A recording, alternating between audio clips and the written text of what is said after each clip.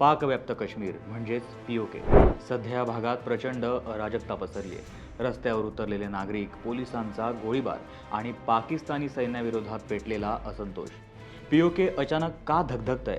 का तिथल्या जनतेचा पाकिस्तानवरचा उरला विश्वासही उडालाय? आणि या संपूर्ण प्रकारावर भारताची भूमिका काय आहे जाणून घेऊयात या व्हिडिओच्या माध्यमातून। नमस्कार, मी साहिल, तुम्ही पाहत आहात लोकमत.com। तसं पाहायला गेलं तर पीओकेमध्ये असंतोषाची ठिणगी बऱ्याच दिवसांपासून पडली होती। गेल्या महिन्यात म्हणजेच 27 जुलैला झालेल्या एका मोठ्या हिंसक चकमकीत तब्बल 40हून अधिक लोकांना आपला जीव गमवावा लागला होता। या घटनेनंतर हा रोष आणखीनच भडकला।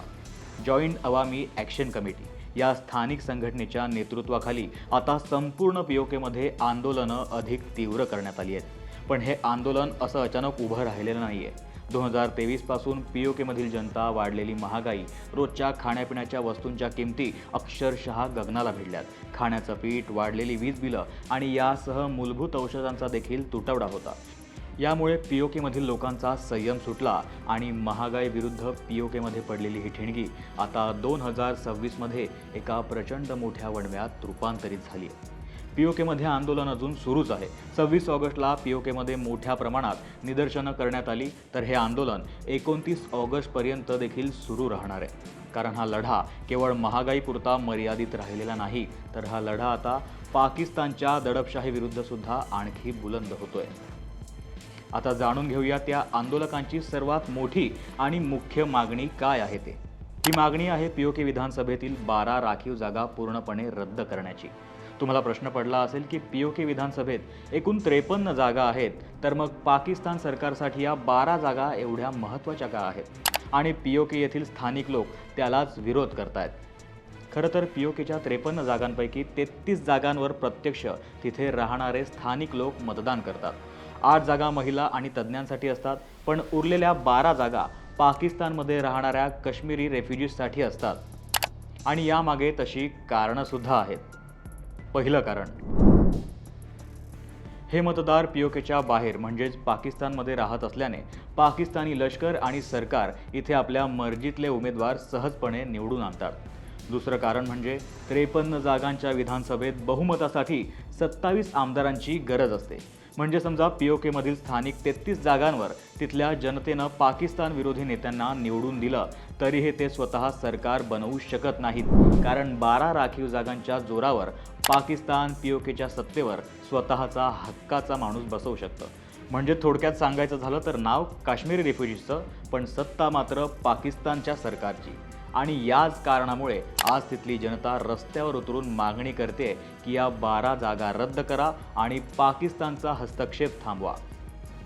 पण हे आंदोलन दडपण्यासाठी पाकिस्तानचं सैन्य आणि पोलीस अत्यंत क्रूर मार्गांचा अवलंब करत आहे।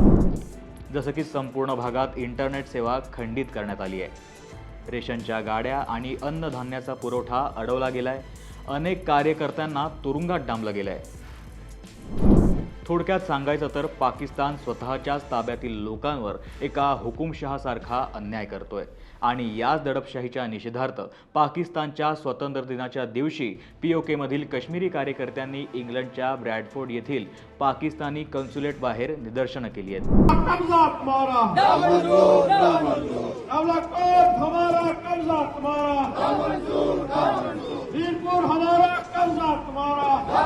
दरम्यान भारताच्या परराष्ट्र मंत्रालयानं पाकिस्तानच्या याच दडपशाहीचा तीव्र निषेध देखील केलाय।